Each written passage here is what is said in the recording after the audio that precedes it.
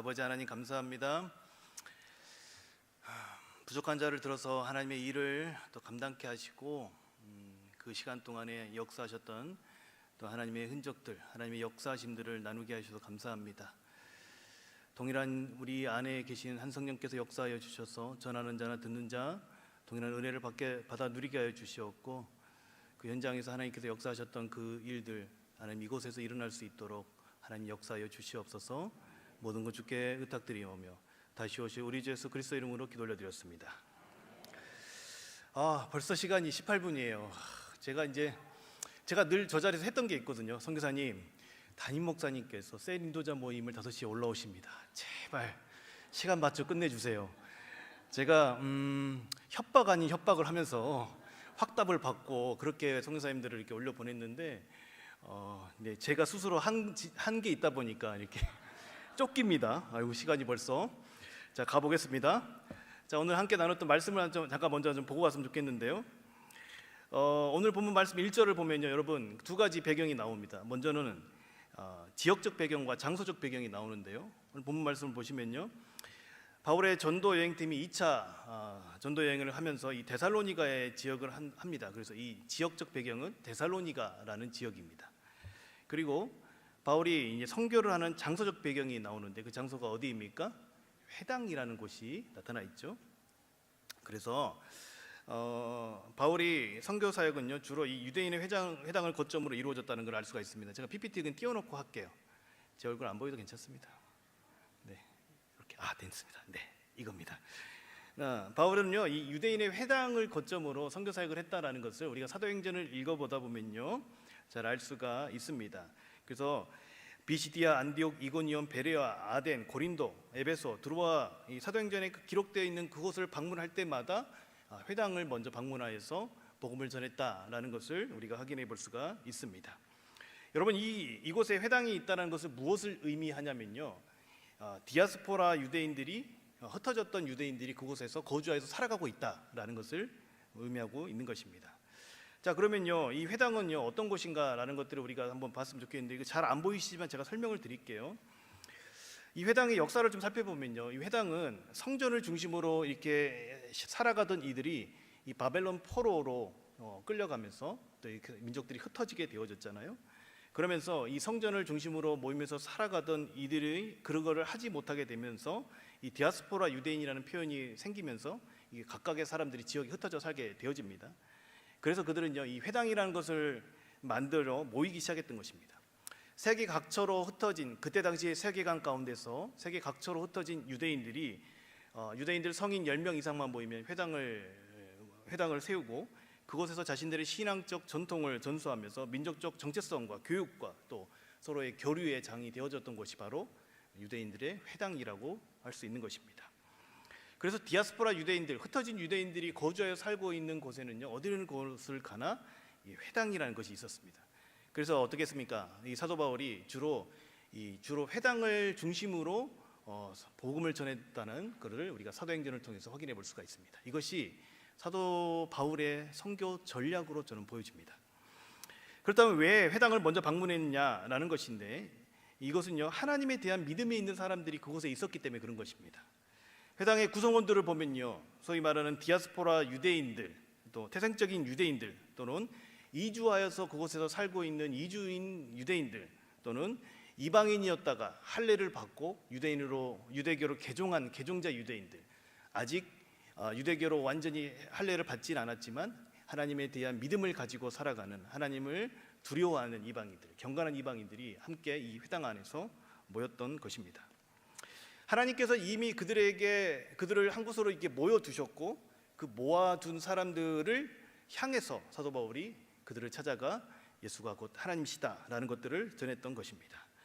이렇게 이곳에서 바울을 통하여서 복음을 들은 이들은 현지에서 바울 사역의 중요한 동역자들이 되어져서 그 지역을 전도하고 선교하는 데 아주 중요한 자원이 되었다는 것을 우리가 사도행전을 통해서 확인해 볼 수가 있습니다. 바울이 그곳에서 누구를 전했습니까? 예수님을 전했죠. 우리가 3절 말씀에 나타나 있는 것처럼 부활하신 예수님께서 구약부터 오시기로 예언되었던 메시아임을 전했던 것입니다. 즉 그분이 그리스도이시고 그분이 하나님이시다, 우리의 구주이시다, 이 복음의 내용을 전했다라고 성경은 전하고 있습니다. 제 말이 좀 빠르죠? 괜찮으세요? 제 마음이 그렇게 급해요 지금. 자, 이 복음의 소식을 듣고 어떤 반응들이 일어난다면요, 4절 말씀에 보면요, 경건한 헬라인의 큰 무리와 또 이것은요 아직 개종을 하지 않았던 그 이방인들을 말하는 것입니다. 하나님을 경외하던 그 이방인들, 그들이 복음의 소식을 듣고 반응하여서 예수님을 자신의 삶의 주와 그리스도로 받아들이게 되어집니다. 하나님에 대한 지식과 구약의 모형이 예수 그리스도를 통해서 완전히 성취된 그 내용을, 그 복음의 내용을 듣고 예수님을 위해서 자신이 살아가겠노라고 결단, 지금의 우리로 말하면 예수님을 영접하고 예수님 앞에 회심하는 사건들이 어디서 일어났다고요? 선교지에 있는 그 각각의 바울이 방문했던 회당에서 일어났다라는 것입니다. 그리고 적지 않은 귀부인들도 함께 하면서 이들에게 물신양면으로 선교를 돕는 이들이 현지의 동역자들이 되었습니다. 그런데 여러분, 참 재밌는 거는요, 이런 복음이 전해지면 모든 사람이 다 기뻐하고 그 복음 앞에 순전한 마음으로 그 일들이 이루어진 것들에 있어서 함께 나가는 것이 아니라, 우리가 봤던 5절 말씀에 보면 그거를 시기하는 유대인도 있었다라는 것을 성경 우리에게 잘 말씀해 주고 있습니다. 자, 그래서 이런 회당을 중심으로 사역을 했던 사도 바울의 이 전도는요 큰 반향을 일으켰고, 많은 사람들이 그리스도께로 돌아오는데 그 역할을 감당을 했어라는 걸 알 수가 있습니다. 저는요 이 부분을 좀 주목해서 보고자 하는데요, 이 시대에도요 전 세계에 유대인의 회당과 같은 곳이 있습니다. 무엇일까요?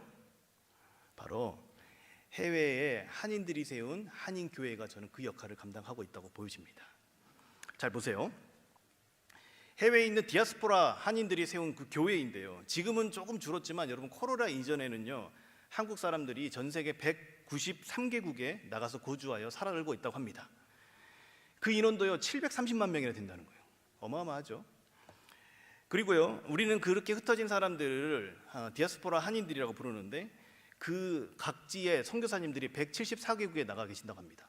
자, 그러면 선교사님들이 나가셔서 현지인들을 전도하고 선교하는 일도 하지만, 이미 나가 있는 한인들 공동체를 또 돕고 세우기 위해서 거기에 한인교회를 세웁니다. 또한 선교사님들이 아니더라 하더라도 한인국 사람들이 그곳에 나가서 함께 그러니까 믿음의 신앙을 이어가기 위해서 그들이 교회를 세웁니다. 그래서 한국 사람들이 나가 있는 그 어느 곳을 가셔도요 어지간하면 교회가 다 있습니다. 여러분들이 여행 가셔서 한인교회를 찾아보십시오. 여러분이 가신 교회 거의 대부분 한인교회가 있다는 걸 알 수가 있습니다. 규모가 크든 작든 있습니다. 이 한인들이 모여서 세운 이 교회가 유대인들의 회당과 같은 그런 역할들을 실제적으로 하고 있습니다.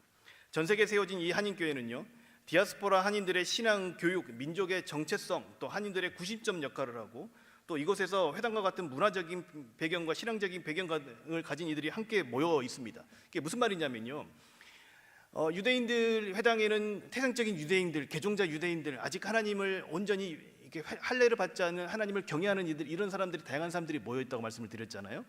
그런데요, 이 한인교회는요 자신의 선택에 의해서 이주한 이민자 1세대들, 그리고 그 부모에 의해서 자신의 선택과 상관없이 이주를 해야만 했던 1.5세대들, 또 그곳에서 태어난 2세대들이 함께 어우러져 지내고 있습니다. 그리고 그들의 현지에서 결혼한 사람들, 소위 말하는 다른 인종의 사람들도 함께 섞여서 예배를 드리고 있습니다. 무엇과 비슷해 보입니까? 유대인들의 회당과 좀 비슷해 보이죠? 저는요 청년 시절에 또 짧은 시간이었지만 그 시절과 또 제가 목사가 되는 첫 해에 또 호주에서 그 한인교회를 목회를 했던 경험이 있습니다. 그곳에서 하나님께서 디아스포라 유대인들과 같은 회당에 그렇게 그들을 불러 모아놓으셨던 것처럼 이 시대에 이 한인교회에 하나님께서 하나님이 예비하신 수많은 사람들을 그곳에 불러 모으시고 그곳에서 공동체를 세우셨다라는 것을 제가 경험하게 되어졌습니다. 그래서 이 해외에 세워져 있는 한인, 디아스포라 한인들이 세우는 이 한인교회가, 이 이민교회가 저는 선교적으로 굉장히 중요한 자원이 될 수 있을 거라고 여겨집니다. 왜냐하면 바울도 그 회당을 중심으로 선교를 했기 때문에 그런 것이죠. 그래서 저도 제가 뉴질랜드에 가서 사역을 하면서 뉴질랜드에 있는 그 한인교회를 거점 삼아서 선교 사역을 감당을 했는데요. 그 2년 동안 하나님께서 어떤 일을 또 이루시고 하셨는지, 또 저희 가정을 통해서 어떤 사역들을 하나님께서 이루게 하셨는지 함께 나누고자 합니다. 제가 지금 말씀드리는 내용들은 대부분 제가 그 기도 편지로 보내드렸던 내용에서 발췌해서 정리해서 말씀을 드리는 겁니다. 혹시 여러분들이 뉴질랜드 사역에 있어서 어떤 일들이 계속 이루어지고 있는지 그 기도 편지를 받기 원하시는 분들은 사무실에 간사님 있게 말씀을 하시면 제가 개별적으로 전송해 드리도록 하겠습니다. 자, 지금부터는 이제 PPT의 내용을 좀 확인하세요. 제 얼굴을 보고 싶지만 이 화면을 보세요. 네, 여기가 중요한 내용이 있어요. 자, 보세요. 지리적 위치를 한번 좀 봤으면 좋겠는데요. 뉴질랜드에서 비행기를 타고 갈 수 있는 거리에 대한 시간을 나타내는 그 사진입니다. 이게 좀 뉴질랜드를 잘 보여줄 거라 생각해서 제가 이거를 가져왔습니다. 한국까지는 11시간 반 정도 직항으로 걸립니다. 자, 주변 나라들에 가는데 걸리는 시간인데요. 호주, 가까이에 있는 호주와는 한 2,000km가 떨어져 있어요. 그리고 바로 위에 여러 조그만 섬나라들이 있는데 이게 폴리네시안이라고 부르는데 거기에는 한 1,000km 정도 떨어져 있습니다. 그래서 굉장히 고립된 땅으로서 인류가 가장 늦게 정착을 하고 또 어떠냐면 거기에 희귀 생물들이 이렇게 많이 사는 그런 나라입니다. 바로 저기가 뉴질랜드 땅입니다. 자, 여러분들 미디어를 통해서 이런 사진들 많이 보셨죠? 뉴질랜드 자연하면 대자연 막 이런 거 여러분 많이 꿈꾸시죠? 보세요. 죄송해요. 이 사진이 있었네요. 자, 저게 뉴질랜드 사진을 확대해 놓은 사진인데요. 거기 안에서 저기 표시되어 있는 오클랜드라는 도시에서 제가 북섬에 있는 오클랜드라는 도시에서 사역을 하고 있습니다. 자, 이거 보세요. 사진 한번 보십시오.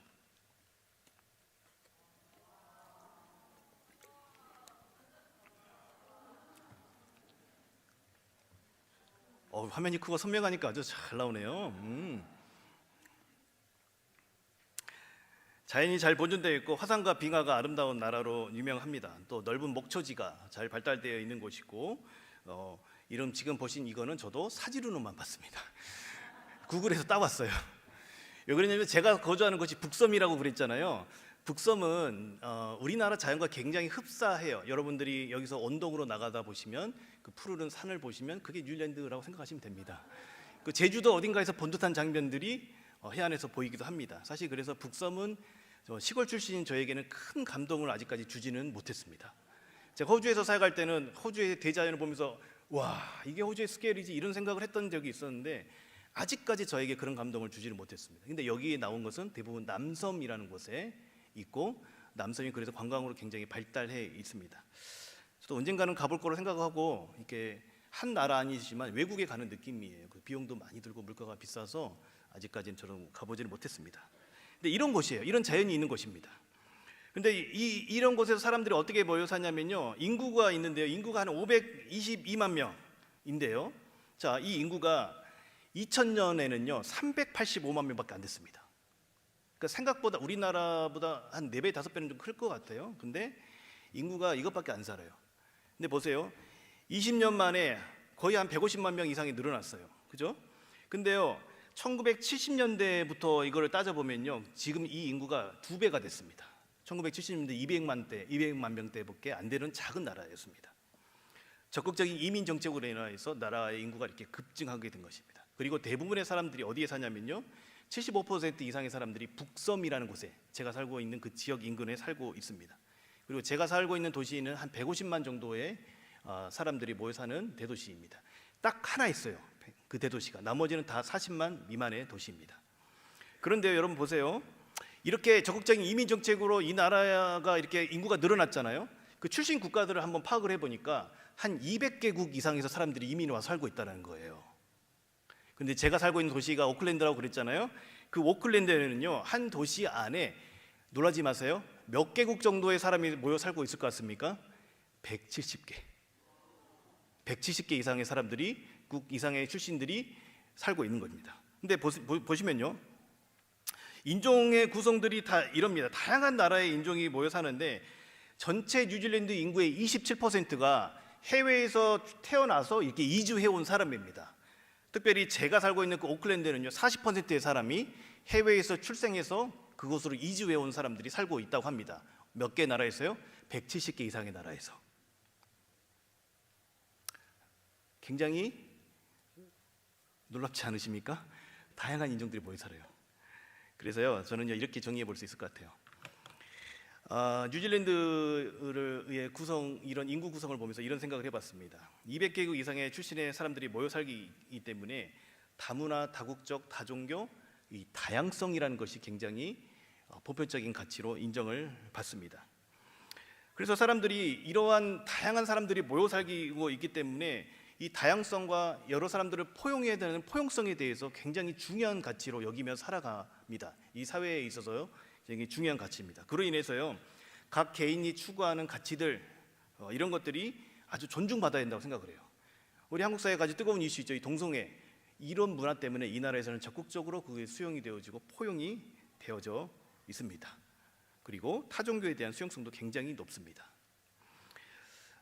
저희 아이들이 거기 있는 현지 이제 공립학교를 다니는데 이런 다양성의 교육을 시킨다고 아이들을 강당에 다 불러 모아놓고 남장 여장을 시키고 그걸 퍼레이드를 하면서 이런 것들을 수용하고 받아들여야 된다라는 것을 학교에서 가르치는 곳입니다. 또한요, 남자 여자의 화장실의 그 젠더, 그러니까 성별을 자기가 선택해서 들어갈 수 있다라는 것을 대학 도서관에서 환영한다고. 그리고 이게 불편한 사람 너희들 1층에 따로 화장실을 마련해 줄 건데 거기는요 공간이 분리되어 있는 것이 아니라 칸칸이 딱 나눠져 있어요. 그 유니섹스라고 해서 아무나 남자 여자가 서로 이용할 수 있게끔, 그렇게 오히려 성 전체성을 지켜가는 사람들이 더 불편함을 겪는 사회가 되어 있습니다. 그리고 이런 다양성들이 이렇게 잘 수용되다 보니까 다양한 민족들이 잘 수용이 됩니다. 그래서 인종차별이 이렇게 막 느껴지는 나라는 아닙니다. 그러니까 대부분의 나라들이, 그러니까 정복자들이 그 나라에 있는 원주민들이라고 하잖아요. 원주민들을 이렇게 말살하는 정책을 펼치는데 여기는 조약을 맺어가지고 뉴질랜드의 원주민인 마오리라고 부르는데 그들은 굉장히 존중받고 나라에서 그들을 위한 혜택들이 굉장히 많이 있는 것을 보게 되어지죠. 그래서요, 이렇게 다양한 사람들이 모여 살기 때문에 길거리를 가거나 쇼핑몰을 가면요, 보세요, 이런 사진들을 너무나 쉽게 볼 수가 있습니다. 이게 이제 저는 뉴질랜드의 분위기를 잘 보여준다고 보여집니다. 한인 공동체가 아닌 보통 자신들이 학교나 직장 현장에 가면 저런 사람들이 모여서 어떻게 하냐면 함께 일을 합니다. 주류 민족이라고 인종이라고 하는 사람들을 이렇게 딱 하기가 쉽지가 않고 저렇게 다양한 출신들의 사람들이 함께 모여서 살아가고 함께 일을 하고 함께 생계를 유지하는 것이 뉴질랜드 사회입니다. 한 예를 또 제가 설명을 드리자면요, 제 공동체가 이제 함께 그 예배를 드리는 곳이 있는데 그 뉴질랜드의 대부분의 한인 교회들은 현지 교회들을 이렇게 빌려서 사용합니다. 빌려서 사용한다는 말은 무슨 말이냐면 시간 단위로 이렇게 예배당을 빌려서 쓰는데요. 그러니까 저희가 쓰는 곳은 그 건물이 원래 뉴질랜드로 이주해서 살고 있는 인도 사람들의 건물입니다. 인도 교회의 건물을 저희가 인도 사람들의 예배가 끝나면 저희 코리안들이 가서 예배를 드리고 저희가 예배 끝나면 그 위에 있는 그 사모아 섬 나라의 사람들이 와서 거기서 사모아 크리스천들이 예배를 드립니다. 한 공간 안에서 그것이 저희가 밑에서 모임하고 있으면 위에서 막 북적북적하는 소리가 들려요. 이런 것들이 너무나 자연스러운 거예요. 그래서 이런 것들을 우리가 쉽게 경험하고 이런 모습들을 길거리에서나 학교에서나 직장에서 이런 장면들이 함께 사람들이 모여 있는 것이 마땅한 당연한 그런 것이 바로 뉴질랜드라고 할 수 있을 것입니다. 자, 이런 곳에 한인교회가 얼마나 있냐 한번 보면요, 놀라지 마세요. 여기 인구가 한 2만 명, 그러니까 한 전체가 한 3만 명, 그리고 이제 제가 사는 지역과 그 인근에 한 2만 명 정도로 거주한다고 보는데 그 2만 명 정도를 제가 계산해 보니까 좀 쉬운 예로 이지 대방 7차 좀 큰 단지, 이지 2차 좀 크죠. 거기에 이지 5차를 껴서 이걸 하나를 합치면 한 저 정도 이 교포 인구가 되지 않을까 싶습니다. 이 오클랜드 안에 추정치입니다. 왜냐하면 들고 나는 사람들이 많기 때문에. 근데 거기에 교회가 100개가 있어요. 100개. 별로 안 놀라시는데, 그 세 단지 안에 교회가 여러분 100개가 있다고 생각해 보십시오. 세 단지 안에. 그렇게 생각하시면 훨씬 더 쉬우실 겁니다. 그렇기 때문에요, 대부분의 교회들이 이렇게 자립하지 못하고 연약하고, 저기 위에 보면 악기 사진 보이죠? 많은 교회들이 시간대별로 그렇게 악기를 세팅하고 빼고 하면서 이렇게 빌려 쓰는 그 연약한 교회들이 대부분이고, 제가 함께 협력하고 있는 교회도 지금 그런 상황에 있는 교회입니다. 그래서 이제 저희가 이제 이런 뉴질랜드에 가서 여기 이제 보시면 저렇게 공항에 들어갔죠. 그래서 이제 환영식도 하고 또 저희는 집도 구하고 또 이사도 하고 또 거기서 저희 아이들 학교도 가고 또 이제 저 텅 비어 있는 냉장고를 또 채우고 또 제 아내가 이제 저희가 생활을 해야 되니까 아내가 이제 그 일을 구해서 거기서 있는 쇼핑몰에 있는 스시샵에서 이제 일을 하게 되어졌습니다. 대부분의 뉴질랜드 사회는 한 3시, 4시가 되어지면 사람들 모일 만한 장소가 다 문을 닫습니다. 쇼핑몰이 좀 늦게까지 열긴 하지만 그러니까 사람들이 교제하고 만남을 하기에는 좀 제한이 되는 장소입니다. 그러다 보니까 저희 집이 사역의 베이스 캠프가 될 수밖에 없었고, 왜 그러냐면 아까 말씀을 드린 대로 저희는 시간대로 그 교회 공간을 빌려 쓰기 때문에 항상 사람들이 모일 수 있는 공간이 필요했는데, 그래서 거실 공간을 조금 넓은 집을 저희가 구해가지고 거기서 사람들과 함께 교제하고 예배하고 또 만남도 하고 그런 시간들을 가졌습니다. 그러면서 청년들을 만나면요, 많은 시간들을 예수님을 전하기 위해서 시간을 맺습니다. 만나서 관계 맺고 또 관계를 형성하고 또 관계를 형성하기 위해서 기회를 사기 위해서 뭐합니까? 먹이고 신방하고 또 저희 함께 살 집을 내어주고 함께 살아가고, 그런 과정 중에서 이제 예수님께 돌아오는 청년들이 있는데 그런 청년들을 데리고 이렇게 제자 훈련도 하고 양육을 하는 일들이 일어났습니다. 한 사람이 회심을 하기까지에 매주 한 친구를 만납니다. 그래서 그 친구가 짧게는 어떤 친구는 한 2달, 좀 많이 걸린 친구는 한 1년 한 3개월 정도 걸린 다음에, 그러니까 매주 1년 3개월 동안 만난 거예요. 그런 다음에 이 청년이 예수님을 믿는 일들이 일어났습니다. 그건 제가 이따가 좀 자세히 이야기하도록 하겠습니다. 자, 그런 다음에 이제 앞으로부터 이제 볼 거는요, 쭉 보세요. 이건 제가 한번 다 소개드렸던 내용들인데, 거기에 있는 혼자 사는 청년들을 돌아보기 위해서 수시로 이렇게 반찬을 만들어서 또는 반찬 김치 같은 거를 사서 또 이렇게 전해주고 그걸 이렇게 패키지로 이렇게 먹을 수 있게끔 준비를 해줍니다. 또 생일상을 또 차려줍니다. 혼자서 생일을 맞이해야 되는 그 친구들 위해서 생일상을 또 저희 집으로 불러다가 이렇게 차려주고, 또 혼자 명절 또 성탄절, 거기는 성탄절이 굉장히 큰 명절인데 혼자 보내지 않게 함께 모여서 그 시간들을 함께 보내게끔 합니다. 이럴 때는 특별히 이제 안 믿는 주변에 있는 지인들을 불러서 함께 또 초청해서 그 시간들을 갖기도 합니다.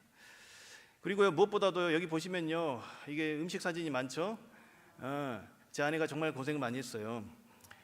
위로가 필요한 청년들이나 부모를 떠나서 살아가고 있는 청년들 또는 혼자 자취하는 친구들, 이런 청년들 불러다가 최선을 다해서 밥상을 차려줍니다. 그러니까 따뜻한 밥 한 끼 사역이라고 제가 이렇게 이름을 붙였는데요.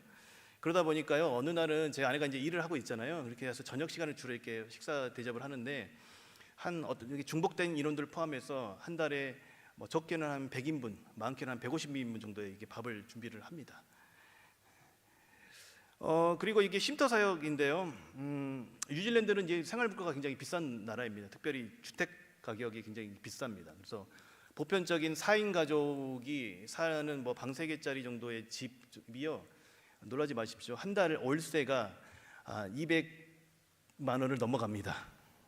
230-40만 원 정도는 돼야 그 정도 사람이 살 만한 곳이에요. 그러다 보니까 청년들이 처음에 이 뉴질랜드에 와가지고 정착을 하기 위해서는 많은 비용을 이 집세로 지불을 해야 됩니다. 그러면 청년들이 이제 가지고 온 돈이 없잖아요. 그러면 그러니까 건강한 음식을 먹기 힘들고 또 이렇게 직업을 급하게 구하면 좋은 직업을 구하기가 힘들어지는 그런 악순환에 빠지게 되어집니다. 그래서 지금은 저희가 이사를 가서 이제 집이 이제 줄어들어서 이 사역을 못했는데, 얼마 전까지만 해도 저희 집에서 제일 큰 방을 그 청년들을 위해서 준비해줘서 이 친구들이 와서 직업을 구하고 자립할 수 있을 때까지, 스스로 생계를 유지해갈 수 있을 때까지 집에서 지내게 하고 함께 저희 식탁을 같이 공유하고, 또 위에 보시면 저렇게 웰컴팩이라고 해가지고 또 자기가 이제 자립해서 나가게 될 때에는 이러한 웰컴팩을 준비해서 가서 바로 식사를 할 수 있게끔 준비를 해줬습니다. 그랬더니 이렇게 조그만 선물도 이렇게 받기도 했었죠. 네, 보세요. 좀 귀한 친구들이 많아요. 그런데요, 또 재밌는 게 있는데요. 이전에 이제 뉴질랜드를 뿐만이 아니라 모든 한인 교회들이 좀 마찬가지인데, 이민자들이나 아니 외국에 나간 사람들은 대다수가 뭘 하냐면요, 옛날에는 정보를 얻기 위해나 사람을 만나거나 음식을 먹기 위해서 한인교회를 방문했습니다. 신앙을 가진 사람들뿐만 아니라 가지지 않는 사람들까지. 그래서 그곳에서 그런 계기로 갔다가 하나님을 만나는 경우가 있었습니다. 그래서 이제 대부분의 한인교회들이 그렇게 유입되어지는 사람들을 잘 목양하는 데 목회에 초점이 맞춰져 있습니다. 그런데 지금 뉴질랜드 사회가 이제 그 인플레이션 때문에 물가가 이제 폭등하고 이러다 보니까 유입되는 사람들이 급격히 줄어들고 젊은이들은 인접해 있는 호주라는 나라에 한 1.5배 정도의 그 페이를 받거든요. 그걸 받기 위해서 작년 한 해만 해도 20대 젊은이들 한 4만 명이 이렇게 이주를 했다고 합니다. 그러다 보니까 이 자연스럽게 유입되는 인원들이 계속 줄어들어요. 그래서 기다려서는 이제는 교회에 오는 사람들을 맞이하기가 이제 어려운 시대가 되다 보니까 제가 고민을 하다가 계속해서 전도 모델을 개발했어요. 근데 이 세대의 젊은이들은 제가 한 8년 전에 호주에서 사역할 때만 해도 교회에 와서 정보를 얻고 막 이런 경우가 많았는데 요즘에 워낙 이 모바일이 발달하다 보니까 여기서 정보를 다 얻고 여기서 사람을 만나고 여기서 필요한 것을 다 찾아서 필요한 사람들 거기서 만난 다음에 오프라인 상에서 만나는 겁니다. 그래서 제가 어떤 집사님과 좀 고민을 하면서 오픈 채팅방을 만들어 가지고 혼밥하지 말고 합밥하자 이렇게 해가지고 함께 모여서 밥 먹자. 저희는 뭐 술 먹자 할 수 없잖아요. 대부분 사람들이 그런 걸 원하는데 합밥하자 해가지고 몇 차례 모임을 가져서 이게 전도 모델들을 한번 시도해 보았습니다. 그렇게 끊임없이 찾아가지 않으면 이제는 이 시대에는 스스로 교회를 찾는 시대가 안 되어 버리다 보니까 굉장히 제가 가슴 아프지만 그래도 우리가 전도하는 일을 멈출 수가 없기 때문에 이런 일들을 계속 시도해 가고 있습니다. 한 가지 좀 가슴 아픈 일을 여기 이야기하면서 좀 말씀을 드리자면 그렇게 해서 교회에 소위 말하는 생짜배기 아주 교회에 대한 정보도 없고 경험도 없는 날것의 한 청년이 왔습니다. 그런데 이미 교회 상당수들이 기존에 있는 신자들을 받는 것들이 익숙하다 보니까 그 날것 그대로의 새 신자가 교회 왔을 때에 그들을 어떻게 품어야 될지가 준비가 하나도 안 돼 있는 겁니다. 오히려 자신들이 불편하다고 그 친구를 이렇게 거부하는 일들이 보여져요. 근데 그게 제가 있었던 공동체뿐만이 아니라 주변에 있는 목회자들 모임에 가서 제가 이제 그 전도에 대해서 이야기를 하다 보면 대부분의 한인 교회들이 이 전도의 근육이라고 저는 표현하는데 전도의 근육들이 없어요. 그래서 해보지 않고 경험해보지 않았기 때문에 시대가 바뀌었는데 어떻게 그 사람들을 교회에서 품고 전도하고 그 사람들을 향해 나아갈지에 대해서 고민하는 경우가 그렇게 찾아보기가 어렵습니다. 그래서 저는 이제 목회자들 모임에 가서 이런 것들에 대해서 굉장히 이야기를 하고 제가 뒤에서 한 번 더 이야기하겠지만 이런 과정 가운데서 만난 청년들 하나님 은혜 주셔가지고 10여 명의 청년들이 회심을 했습니다. 예수님을 영접했어요. 그곳에서 하나님 은혜 주셨죠. 근데 우리 교회에서는 마땅한 일이잖아요. 목사님 우리 교회에서는요 수십 명 수백 명이 우리는 그게 마땅하잖아요. 근데 제가 목회자들 사이에서 그 이야기 하잖아요. 그럼 깜짝 놀랍니다. 그게 이 시대에도 뉴질랜드에서도 일어나냐 그런 질문을 할 정도로 그래서 이 전도 모델들 계속해서 개발하고 다른 목사님들과 함께 제가 고민하면서 이것들을 좀 진행해 가려고 하고 있습니다. 또 그러다 보니까 이제 청년들을 만나러 가야 돼서 캠퍼스에 좀 들어갔어요. 오클랜드 대학교라는 곳에 들어가 가지고 거기에 있는 청년들에게 성경을 좀 가르치면서 함께 진리에 대해서 목마른 청년들을 좀 만나기 위해서 또 만났고 한 청년과 좀 계속해서 관계를 맺고 있는데 이것도 생각보다 아직까지 이렇게 확 닿지는 않습니다. 근데 그냥 갈 수 있습니까? 저녁 시간에 학교 끝난 다음에 만나니까 아내가 이렇게 다 애들 도시락을 싸줘 가지고 그 도시락을 들고 가서 같이 먹이고 함께 말씀을 나누고 이런 시간들을 또 가졌습니다. 그리고 여기 보시면 제가 세상 회복 프로젝트라고 그래서 우리가 교회 안에서의 크리스천들을 넘어서서 이 지역 곳곳에 있는 현지인들을 돌아보면서 현지 노숙자들 사역들도 좀 가서 하고 맨 위에 보여지는 그 길가에 있는 데는요 노숙인들이 집단으로 거주해서 모여서 사는 곳입니다. 그래서 저런 곳이 생각보다 많아요. 우리가 생각하는 것보다 훨씬 많은 사람들의 손길이 필요하고 또 자연을 우리가 정화하고 이런 일들을 했었습니다. 이거 하나 좀 이야기하고 싶은데 아까 여기서 이제 제가 보여드렸던 이 여기까지의 사역, 이 수많은 사역들은 결국에는요 불러다 밥을 먹이고 캠퍼스를 찾아가고 또 전도 모델을 개발하고 또 그 친구들 생일상을 차려주고 이거 했던 것은 이유는 단 하나예요. 왜요? 예수님 전하려고.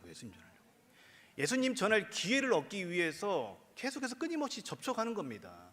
그렇게 기회를 만들고 밥 한 끼라도 먹으면서 기회를 만들고 접촉을 그래야만이 예수님 전할 기회를 얻을 수 있기 때문에 끊임없이 섬기는 거예요. 끊임없이 불러다 먹이고. 재밌는 거 뭔지 아십니까? 부족할 게 없는 애들이에요. 어떤 친구들은 저보다도 훨씬 더 윤택한 삶을 사는 친구들이 있어요. 근데 불러서 오면요 밥을요 먹어요. 밥 먹자 하면요 와요. 하나님 은혜예요. 하나님께서 그 일들을 계속해서 해가게 하는 거예요. 뭐 때문에요? 예수님 전하려고요. 그리고 이제 이런 일들은 이제 우리가 계속해서 이제 이 공동체를 이게 세우기 위해서 이 다음 사역들은 해가고 있는 것인데요. 자, 여기서 또 이 리더십 청년들을 좀 훈련시키기 위해서 관계사역, 관계세미나 또 전도세미나 사역세미나 이런 것들을 좀 진행을 했고요. 또 그 땅에 있는 청년들이 그 영적 패배감이 이게 쪄들어 있어요. 이 쪄들어 있다는 편이 저는 맞다고 생각해요. 죄송합니다만 다 하면 안 된대요. 안 된대요. 그래서 영적 좀 각성을 좀 해야겠다 싶어서 같이 기도했어요. 모일 수 있으면 모여서 기도하고 모일 수 없으면 온라인에서 모여서 줌으로 같이 기도했어요. 그리고 이 청년들과 함께 아침 10시부터 저녁 8시까지 10시간 릴레이 예배를 드렸습니다. 각각의 여러 공동체들끼리 조를 돌아와서 편성해서 저기 가운데 보시면 있는 저 방에서 서로 돌아가면서 10시간 끊이지 않는 예배를 같이 드렸어요.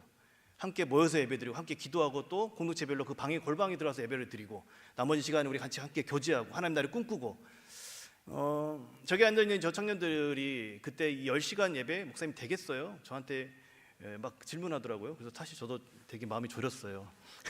근데 열심히 기도했어요.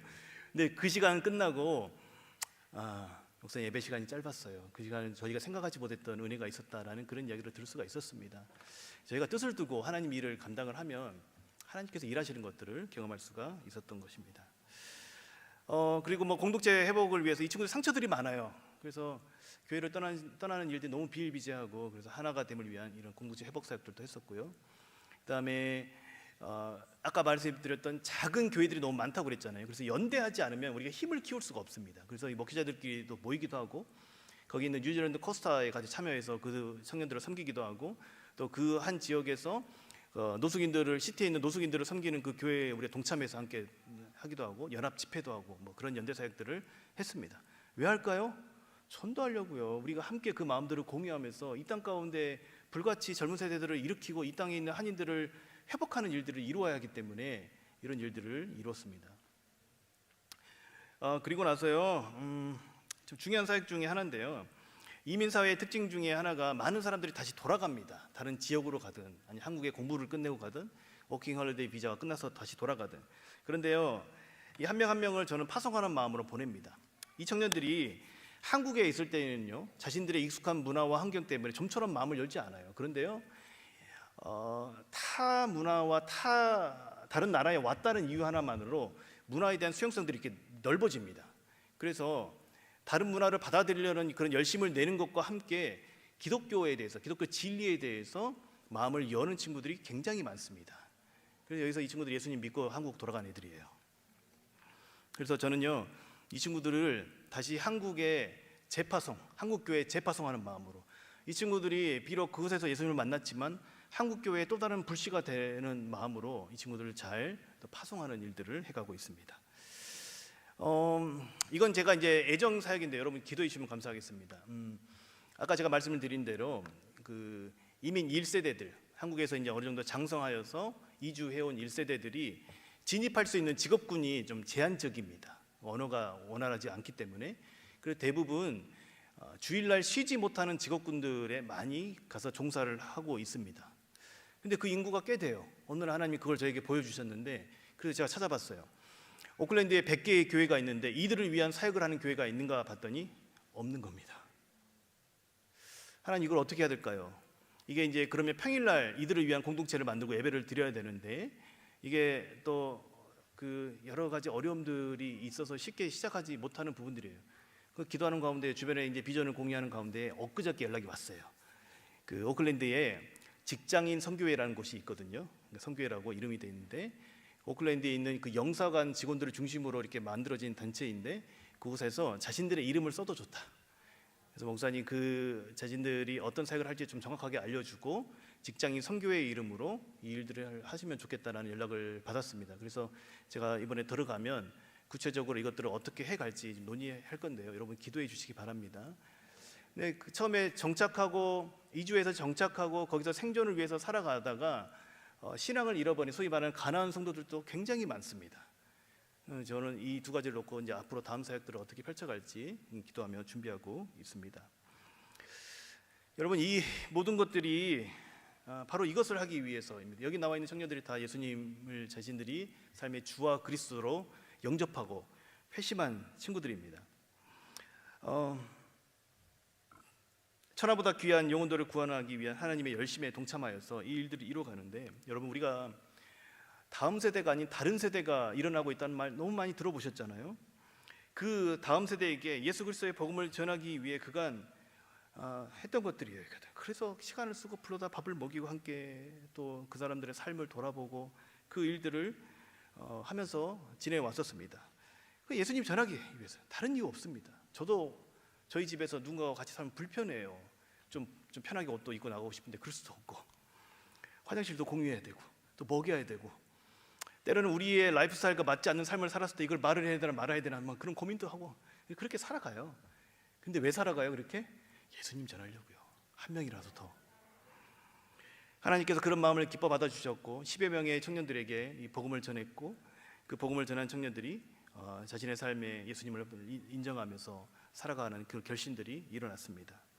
한 명이 회심을 하기까지 이게 쉬운 과정이 아니더라고요. 그 친구들을 진짜 매주 만나요. 진짜 매주 만나서 밥 먹고 차 마시고 관계 맺고 이야기하고. 여러분 제가 왜 살이 좀 쪄 보이시죠? 맨날 먹이고 먹어야 되니까 지금 운동하는 건 없고, 그래서 제가 뭐 편해서가 아니라, 지금 오해하지 마세요. 지금 머리가 지금 한 움큼 빠진 거 보이세요? 제가 지금 머리가 혼하죠 여기가. 지금 마음고생 많이 했어요. 근데 이제 겉모습만 보면 여러분들 지금 목사님 뉴질랜드가 잘 맞나 보다, 제가 이런 얘기 많이 들었거든요. 이게 제가 여기서 한꺼번에 오해를 풀어드리려고. 먹여야 되니까 지금 많이 먹였어요. 제가 여기 나오기 전까지 한 연말 연시에 한 달, 거의 3주 한 달을요 매일 밤 사람들 만났어요. 어떨 때는 밤새 만나기도 하고. 이것을 위해서 하나님 열매를 주셨어요. 참 이 친구들 너무 귀한 애들이에요. 대부분이 청년들입니다. 그래서 이렇게 세례받은 친구들도 있었고. 자, 다시 한번 우리 처음에 이걸로 다시 돌아가서 말씀 좀 나눠볼까요? 뉴질랜드 사역에 이런 키워드 갖고 있다는 거 여러분 기억하시죠? 그리고 이 사진 여러분 기억하시죠? 이런 다양한 사람들이 흔하게 모여서 흔한 모습을 볼 수가 있습니다. 거리에 나가면. 그런데요, 저는요, 저와 동질 문화와 언어를 사용하는 이들에게 사역을 대상으로, 그 사람들을 대상으로 사역을 합니다. 이유가 있습니다. 제가 영어를 못하니까요. 그러나 그곳에 이미 자리 잡고 있는 1세대들, 아까 말씀드린 또 부모를 따라온 1.5세대들, 또 거기서 태어난 2세대들, 하나님께서 그들을 준비시켜 놓으셨어요. 그래서 저처럼 저는 한계가 있지만 이들은 현지 언어와 문화를 이미 체득하고 있는 친구들입니다. 그래서 이 친구들이 선교적 마음을 품으면요, 세상을 향해 나가는데 시간이 들지 않아요. 저는 수년의 준비의 시간은 들지만 이 친구들은 바로 투입할 수 있는 성적 자원들입니다. 왜냐하면요, 이 친구들은요, 지금 우리가 교회 문 밖을 열고 나가는 것처럼 자신의 문 밖을 열고 나가고 직장을 가고 학교를 가면요, 이런 사람들을 만나요. 이런 사람들과 생활을 해야만 합니다. 이게 그들의 라이프예요. 다른 자기가 선택해서가 아니라 어느 곳을 가나 대부분 이렇게 인종들과 출신 국가들이 다른 사람들이 섞여서 살아갑니다. 그런데요, 재밌는 것은요, 그 1.5세들, 2세들, 특별히 1.5세, 2세대들은요 이미 이 문화의 수용성을 이미 다 경험한 친구들이에요. 그리고 영어라는 한 언어로 이들이 통일이 되어 있습니다. 재밌죠? 그래서요, 저는 이걸 보면요 되게 재밌는 거예요. 하나님께서 제가 살고 있는 오클랜드에 전 세계를 다 불러 모아 놓으셨어요. 170개국의 사람들을 다 불러 모아 놓으셨다고요. 그리고요, 영어라는 한 언어로 이거를 통일시켜 놓아 버리셨습니다. 하나님 일하시고 굉장히 놀랍지 않습니까? 우리가 바울의 선교 여행에 대해서 여러분 우리가 이야기를 많이 들을 때 이런 이야기 많이 들어보셨죠? 로마가 세계를 전복하고 도로를 깔고 헬라어로 언어를 통일해서 바울이 선교하는데 그것을 통해서 하나님이 일하셨다, 많이 들으셨죠? 그게 어디 있습니까? 여기 있다고요. 이 오클랜드 안에. 다른 지역 가지 않아도 돼요. 내 직장만 가도, 학교만 가도, 내가 사는 삶의 자리에, 거리에 나가면 전 세계를 만날 수 있는 것이 바로 이곳입니다. 특별히 하나님께서 전 세계 이 시대는 도시화를 가속화시키면서 이 일들을 하나님께서 저는 이루셨다고 보여집니다. 이 또한 하나님의 성교를 위한 큰 그림이 아닐까 싶습니다. 하나님의 예비하심으로 저는 보여줬어요. 제가 그냥 한인교회 목회만 했다면 아마 이것을 못 봤을지도 모릅니다. 그러나 이 오늘의 교회에서 제가 선교사로서의 신분을 얻게 되면서 이걸 계속해서 바라보고 계속해서 고민하다 보니까 하나님 보여주셨어요. 그곳에 세계가 있다는 것을. 그래서 저는 꿈꿉니다. 우리 한인 공동체가 건강하게 세워져서 한 사람 한 사람이 자신의 신앙 지키는 데 급급한 것이 아니라 열방을 품고, 온 나라와 열방을 품고, 온 민족을 품고 자신의 삶의 자리로 나아가면, 자신의 삶의 자리인 학교, 직장에서 선교를 할 그날을 저는 바라봅니다. 이 사람들이, 이 친구들이 한 명 한 명을 품으면 어떤 일들이 일어날까요? 한 나라를 품는 거예요. 한 민족을 품는 거예요. 선교사가 그 나라에 가지 않아도 그 나라 안에서 다양한 나라의 사람들에게 선교를 할 수 있는 그 시대가 지금 열려 있다는 것입니다. 저는 비록 아직은 시작 단계이고 아직은 미약하지만 저는 이 청년들이 불같이 일어나서 자신의 삶의 자리를 선교 현장으로 만드는 그런 꿈을 꾸고 가고 있습니다. 여러분, 이게 하나님의 비전이 아닐까요? 저는 이러한 비전을 가지고 선교를 하고 있습니다. 저의 선교적 비전은 이 사진에 있는 수많은 나라와 민족을 바라보고 있습니다. 비록 저는 한인들을 대상으로 목회를 하고 있지만 저의 시선은요, 여기에 가 있어요. 그래서 이런 사역의 방향을 가지고 있는데요, 먼저는 건강한 한인 공동체를 세우고 또 아까 말씀드린 대로 한국 뉴질랜드를 찾은 이들에게 복음을 잘 전해서 다시 한국으로 재파송하고 이러한 청년들을, 준비되어 있는 청년들을 지역의 선교사로 바라보게 하기 위해서 나가고 있습니다. 언제 이것이 이루어질지는 저는 잘 모르겠어요. 그러나 꿈꾸고 바라봅니다. 근데 현실을 바라보면요, 그게 안 보여요. 하나님 저에게 그래서 주신 말씀이 이거예요. 이게 영어로 써져 있는 거 있죠? 제가 좀 있어 보이려고 저렇게 해놓은 건데 제가 설명을 드릴게요. 이거예요. 눈으로 보이지 않은 거예요. 너무나 거기 가운데, 폐배의식 가운데 짓눌려 있는 것 가운데 우리는 우리가 믿음으로 행하고 보는 것으로 행하지 아니함이로라. 믿음의 눈으로 하나님께서 계속해서 그 땅을 바라보라고 저에게 권면하시고 도전하십니다. 그러지 않으면 낙심할 수밖에 없는 상황이기 때문에.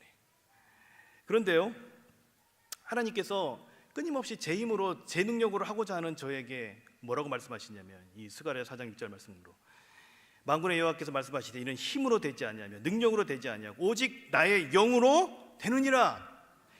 말씀을 주시며 제게 하나님께서 힘을 주셨습니다. 비록 네가 보기에는 아무것도 보이지 않고 네 능력이 미천해 보이고 그런 한계 가운데 놓여 있다고 하더라도 성령께서 그 가운데 함께 하시면 그 일들을 이루실 것이라는 것을 계속해서 하나님께서 저에게 말씀해 주시는 거예요. 제가 너무 힘든데, 너무 그 안에서 한계를 만나고 너무 그 안에서 마음이 낙심되고 하는데, 그래서 제가 이거를요 이렇게 예쁘게 만들어 가지고 제 보이는 곳곳마다 다 붙여놨어요. 이 마음이 잃지 않기 위해서. 그런데 하나님께서 저에게 그곳에서 목회를 다시 가르치시고 영혼들을 바라보는 것들을 계속해서 가르치시면서 이 수많은 사역들을 해가고 있는 제가 그 마음 안에서 왜곡된 제 마음, 부패한 제 마음에 속아서 사역에 자꾸 집중하는 것들을 하나님께서 보시면서 저에게 계속해서 하나님께서 말씀하시는 것이, 사역하지 말고 사랑하라. 서목사, 너 사랑하라고 보냈잖아. 거기 내가 맡겨둔 거기 예비한 영혼들을 사랑하라고 보냈는데 너 왜 자꾸 사역하려고 하느냐. 하나님 저에게 계속 도전을 주시는 거예요. 제가 처음에는요, 아유 하나님 사랑하니까 사역하는 거잖아요 이랬는데, 언젠가 제가 제 안에 온전하지 못한 제 마음을 인정하고 제가 하나님 앞에 꼬부라졌습니다. 그리고 이제는요, 저에게 맡겨진 대상을 이제 사랑합니다. 그래서 기다리고 품고, 저를 변화시킨 그 기억들을 돌이켜 보니까 그것이 다 사랑받은 기억이더라고요.